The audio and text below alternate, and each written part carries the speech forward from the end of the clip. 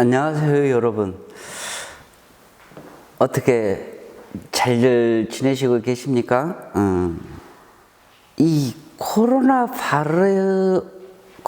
바이러스가 빚어낸 현재 상황 속에서 여러분들이 집안에만 갇혀서 체가검한 실험들 하지 마시고 좀 한적한 문화유적지들 한 번씩 다니시면서 여러분들 스스로, 여러분들 삶, 여러분들 주변의 관계들 한 번씩 돌아보면서 누가 같이 손잡고 가는 친구들이 있으면 좋겠죠.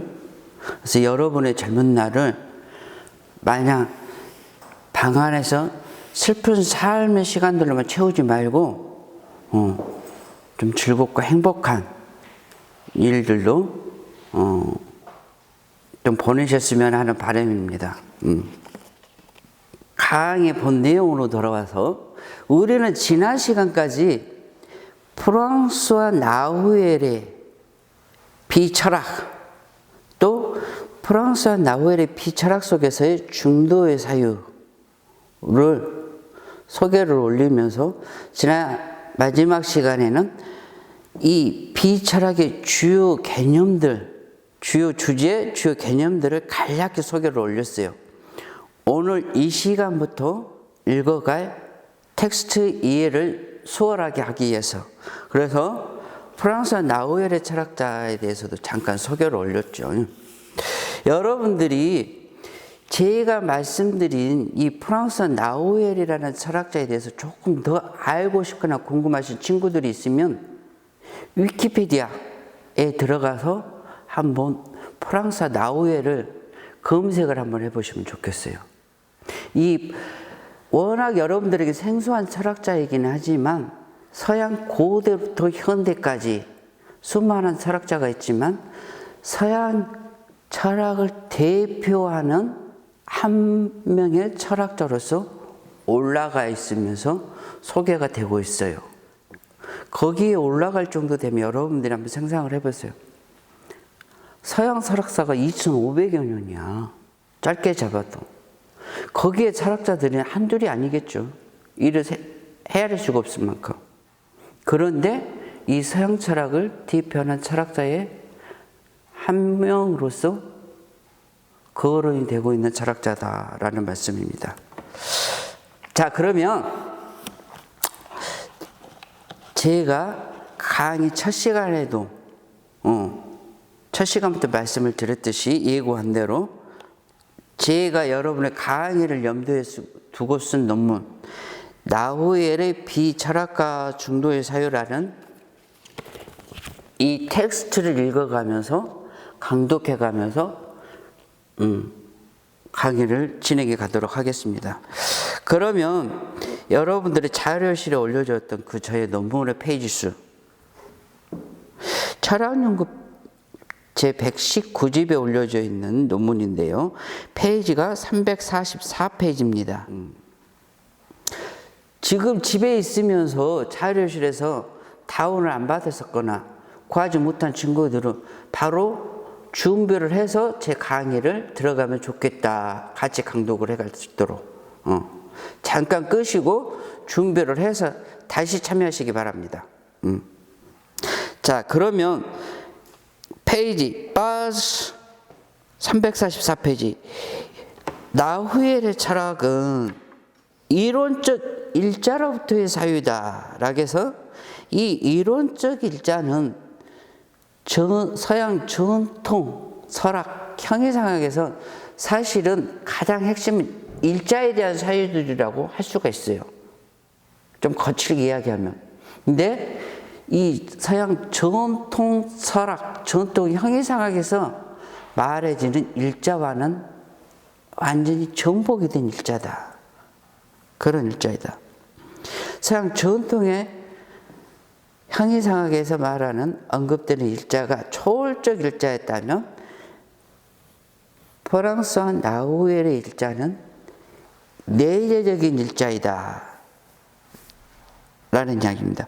그러면 좀 더 구체적으로 읽어가 보면서 텍스트를 읽어가 보면서 우리가 알아가 보도록 합시다. 자, 프랑스와 나우엘의 비철학은 영어로 non-philosophy, 불어로 non-philosophy입니다. 비철학은 철학적 사유의 전제들을 비판하면서 그 어떤 형식의 전제가 없는 사유, 즉 비철학적 사유를 추구한다. 사실 철학을 하면서 아무런 전제들을 두지 않고서 사유를 하려고 했었던 이 태도는 나우엘만의 태도는 아니에요. 사실 고대 헬랍으로부터 전해져 오는 서양 철학의 가장 기본적인 태도이기도 해. 전제가 없는. 예를 들자면 플라톤의 사유는 일반 상식, 억견에 대한 싸움이라고 했어. 싸움이라고 볼 수가 있어요. 진리를 추구하면서. 독상. 이런 측면에서 사실은 전제 없는 사유를 추구했다는 하나의 이해가 될 수가 있겠죠. 근데 나우엘은 이러한 태도들을 급진적으로, 극단적으로 밀고 가고자 하는 그 어떤 형식의 전제라 할지라도 그런 전제가 없는 사유. 그러면서 비철학적 사유를 추구한다. 아니, 철학자가 철학적 사유를 추구한 게 아니라 비철학적 사유를 추구한다. 그럼 나우엘은 도대체 뭘 하자는 얘기야? 이 비철학적 사유를 하게 되면 그게 철학일 수 있을까? 라고 여러분들이 아마 생각해 볼 수 있을 거예요. 나우엘이 비철학적이라고 했었을 때에는 나우엘이 보기에는 이래요. 서양 철학은 보통 서양 철학의 아버지를 플라톤, 조금 나아가서 거슬러 올라가서 소크라테스 이렇게 언급을 하는데, 사실 나우엘이 보기에는 서양 철학은 선 소크라테스의 대표적인 철학자를 든다면 우리 철학과 학생들은 아마 아실 거예요. 대표적인 철학자가 이론론의 어떤 오리지널한 기원의 사유를 펼쳤던 파르메니데스, 다음에 사랑과 미움, 분노, 갈등, 그래서 대립과 투쟁의 관계, 이원성을, 그러니까 이후에는 이원으로 발전해 가죠. 이런 이원성의 원리를 바탕으로 해서 펼치는 철학자가 헤라클레이토스였어요. 그러면서 이제 파르메니데스의 사유, 이론론적 사유와 헤라클레이토스로부터 이어지는 이원론적 사유에 어떻게 보면 서양 철학사는 변주곡이라고도 할 수가 있어요. 근데 나우엘은 아니, 인간이 사유를 하면서 또 철학 학문을 하면서 왜 꼭 우리 동시대도 아니고 2500여 년 전의 사람들이야. 그러면서 지역적으로도 유럽 대륙이 아니라 그리스는 유럽의 변방이에요. 섬나라에서 발생한 사회적 상황도 달라. 그런데 그들의 사유 양식과 논리를, 그러니까 고정불변에 우리가 변화시켜서도 안 되는 논리처럼, 사유의 틀인 것처럼 그 틀 속에 갇혀서 왜 우리가 사유를 하고 학문을 하고 삶을 살아야 되느냐? 왜 꼭 그렇게만 사유를 하고 철학을 하고 학문을 해야 되느냐? 라고 의문을 제기를 하면서 그 서양 철학의 틀로부터 탈피를 해보는, 그래서 그 서양의 사회의 어떤 감옥처럼 역할을 하는, 구속하는 이 틀을 좀 해체를 시켜보는, 그래서 비철학적 사유의 길을, 그래서 이 비철학이라고 하면 무조건 철학에 대한 반대, 부정이 아니라 일종적 철학에 대한 서양 전통의 사유 양식과 논리에 대한 한계짓기, 괄호치기라고도 할 수 있어요. 그래서 앞으로 여러분들이 비철학적이라고 했었을 때에는 이 맥락에서 봐주셔야 된다. 철학에 대한 반대가 아니라 서양 전통에서 강하게 뿌리 내려져서 오늘날까지도 서양인들뿐만 아니라 세계 모든 철학하는 사람, 학문하는 사람들의 사회 구성물, 동아줄처럼 작용하는 사회의 툴들을 해체시켜서 다른 사회의 길을 모색해보는 길을 가고자 한다. 자, 여러분 생각해 보세요. 우리의 언어는, 우리의 삶의 양식은, 우리의 사회 양식은, 우리의 전통 삶의 양식과 사회 양식은 과연 서양의 파르메니데스와 헤라클레이토스가 정처지은 틀로서 다 환원이 되어서 사유될 수 있을 것인가? 또 그렇게만 보아야 하는 것인가? 우리는 우리뿐만이 아니라 서양의 학자들, 서양의 철학자들, 그리고 서양의 학문으로부터 영향을 받아서 펼쳐지는 세계 모든 철학자, 학자들이 이 문제에 대해서 강하게 의심하고 이의를 제기해 보지 않았어요. 근데 한번 생각해 보아야 돼요. 과연 나의 삶의 양식, 나의 사회 양식, 우리 삶의 문화에 흐르고 있는, 면면이 흐르고 있는 우리 정신, 혼의 길이 과연 그들의 사유 툴로 다 환원시켜 줄 수 있는 것인가? 또 만약에 가능하다 할지라도 꼭 그렇게만 환원시켜서 그들의 논리로만 사유하고 학문하고 삶을 꾸려가야 할 것인가라는 문제에 대해서. 자, 계속해서 가겠습니다.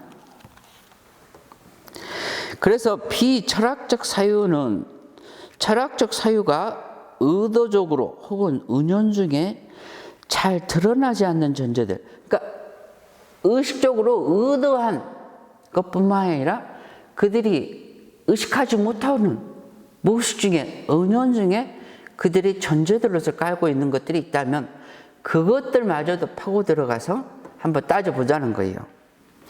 잘 드러나지 않는 존재들을 설정하고 사유하는 점을 비판하면서 동시에 기존의 철학 입장에서는 이해하기가 쉽지 않겠지만, 자, 우리도 여러분들을 가르치고 있는 선생님들도 이의 제기를 해보지 않았던, 의심을 해보지 않았던, 그래서 이해하기가 쉽지 않아요. 난해해요. 이해하기가 쉽지 않겠지만 철학을 포함한 여타의 학문들이 그 어떤 전제도 없이 바로 실제의 철저한 내재성을 바탕으로 하여 사유를 하기 위한 기초가 되는 어떤 보편하기고자 한다. 자, 내재성이라는 용어가 나옵니다. 이 내재성이라는 용어는 인터리오리티, 이 공간적인 장소적인 안을 의미하는 게 아니야. 잘 들어보세요. 서양의 철학사는 근대 니체까지는, 근대 철학과 현대 철학의 분기점이 되는 철학자가 니체라는 말씀을 드렸어요. 고대 그리스로부터 니체에 이르기까지는 거의 초월성을 바탕으로, 초월성을 근거, 토대로 삼아서 펼쳐온 사유예요. 반면에 니체 이외의 철학자들은 다는 아니지만 니체와 하이데거, 그리고 니체와 하이데거로 강한 영향을 받아서 펼쳐진 현대 프랑스 철학에서는 이 트랑상dan스, 독일의 트란센덴스, 영어의 트랜센던스, 이에 대립되는 개념으로서 내재성을 어떻게 보면 바탕으로 삼고서 펼치는 사유를 하고 철학을 해간다. 그런데 이 내재성은 통학성dan스, 초월성처럼 고정불변의 자기동적 실체가 아니야. 그렇기 때문에 바탕, 근거, 토대 역할을 할 수 없어.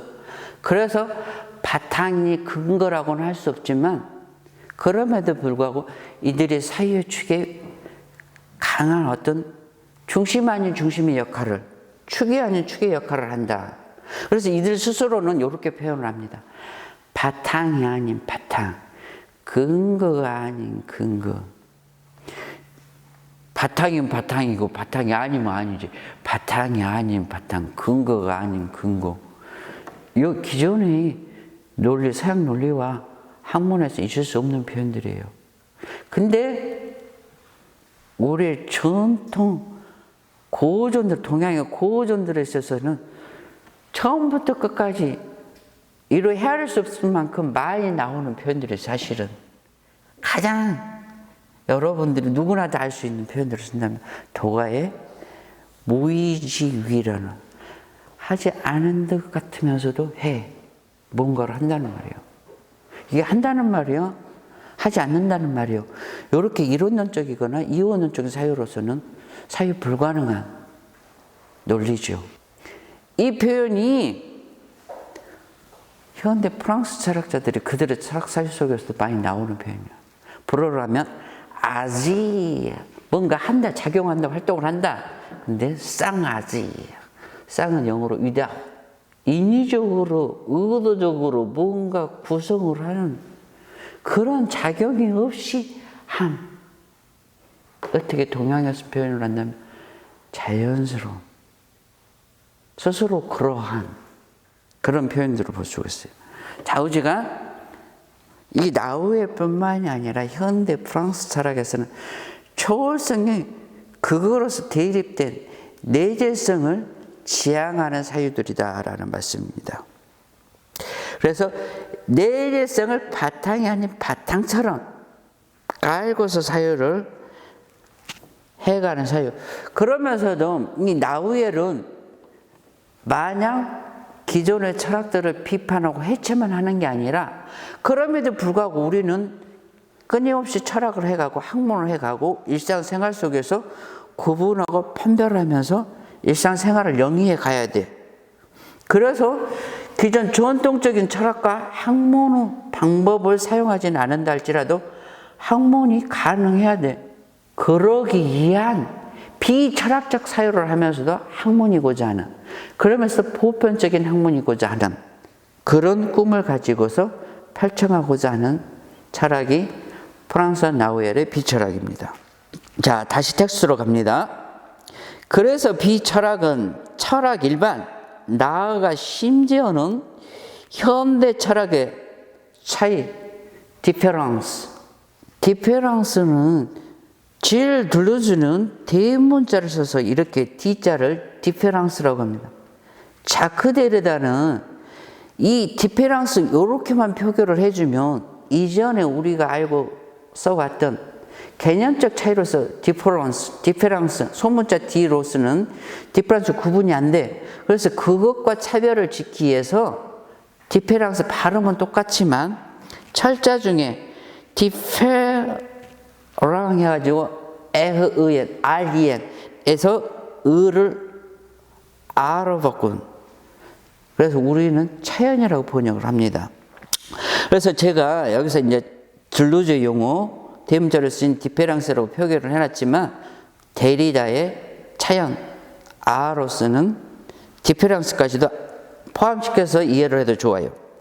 현대 철학의 차이에 대한 사유에서 때로는 실제로서 긍정되지만 일자의 철저한 내재성의 사유로부터는, 그러니까 철저하게 내재성의 바탕으로는 있는 그대로 실제, 이론적 일자, 실제적 일자의 사유로 가서 보면은 이 들루즈와 데리다의 차연과 차이의 논리들마저도 이전에는 그들의 사유가 전통 초월적 이상을 비판하고 나왔기 때문에 초월적 원리는 아니지만, 그래서 경험, 끊임없이 변화 생멸해가는 경험의 가능 조건이자 원리로서 역할을 하는 초월론적, 그러니까 초월적이 아니라 초월론적 원리라고 그래요.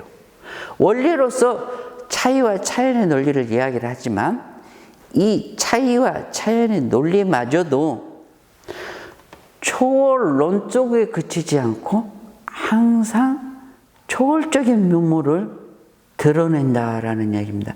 마치 동양의 유가와 도가의 사유, 니와 기가 그 도가에서 특히 도가 음과 양으로 나누어지대. 그래서 이 니와 동양의 니와 기, 도가의 음과 양은 서양의 실체론적 사이에서 보이는 실체론적인 그런 하나와 둘이 아니에요. 그럼에도 불구하고 음과 양, 니와 기가 작용하는 원리로서 깔고 있는 게 도라는 게 있어요. 그 도는 아무리 전제 없는 사유를 지향하고 해도 지워지지 않는 사유야. 이 동양의 사유에 있어서는. 불가에서는 그게 없어요. 유불도라고 하지만. 그렇듯이 차이와 차연도 이런 측면이 있다. 그래서 저는 현대 유럽의 철학, 특히 프랑스 철학이 동양의 사이에 많은 공통성, 유사성을 지닌다라고 하지만 이 질 들루즈와 자크 데리다의 차이와 차연의 논리에 따르는 사유는 유가나 도가, 특히 도가의 도의 논리, 태극의 논리에 따르는 사유에 좀 더 가까운 것은 아니냐. 동양의 유불도의 사유에서. 그러면서 동양의 불가 입장에서 본다면 공을 생각하면서 펼치는 불교 철학, 불교 사상적인 입장에서 보면 철저하게 공의 사유를 이루지 못하는 서양 철학적 맥락으로 해서 서양적 용어로 사용한다면 철저한 내재성의 사유에 그 언저리에 와 있지 아직까지도 실제적 일자의 철저한 내재성에는 조금 못 미치지 않는 사유인가. 아마 서양 철학 전공자들, 특히 현대 프랑스 철학에서 들루즈나 데리다를 전공하신 철학자들이 보면 많은 이의를 제기할 거예요. 근데 목소리 높여서 서로 우긴다고 이게 해결될 문제가 아니라 텍스트를 보면서 비판적으로 점검을 해봐야 되겠죠. 물론 제가 틀릴 수도 있어요. 자, 다시 텍스트로 와서, 그래서 나우에르 비철학은 철학 일반, 나아가 심지어는 전통 형이상을 비판하고 있는 철학들인 현대 철학의 차이에 대한 사유에서 때로는 그들이 차이와 차연의 사태, 실제, 논리가 실제라고 보여. 그들의 용어는 사실성, 팍티시대라고 합니다.